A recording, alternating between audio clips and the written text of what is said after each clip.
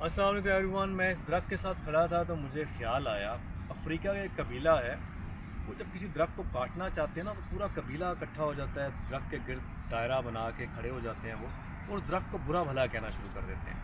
क्योंकि ये दरख्त भी जानदार है, ये सुनता है, महसूस करता है। तो जब आप दरख्त को बुरा भला कहेंगे, गालियाँ देंगे, तो वो दरख्त सूख जाता है। तो फिर उस दरख्त को वो इस्तेमाल करते हैं काट के। तो ये एक मिसाल मैंने दरख्त की दी जो एक जानदार है। बज़ाहिर हमें ऐसा लगता है कि इसकी कोई फीलिंग्स नहीं होगी, या ये हमें सुनता नहीं है, या हमें समझता नहीं है। इसी तरह आप इंसान की मिसाल ले लें।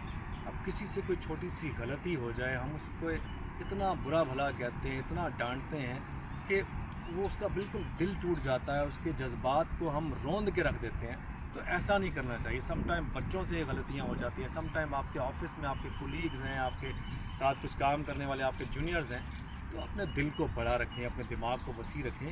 किसी से कोई गलती हो जाए तो उसको प्यार से समझाएं, ना किसी की दिल आज़ारी करें, ना किसी का दिल तोड़ें। क्योंकि जब आप किसी की दिल आज़ारी करेंगे, किसी का दिल तोड़ेंगे, तो आपसे दूर चला जाएगा और आपको जो नाकाबिल तलाफ़ी नुकसान होगा उसका आपको अंदाज़ा भी नहीं होगा।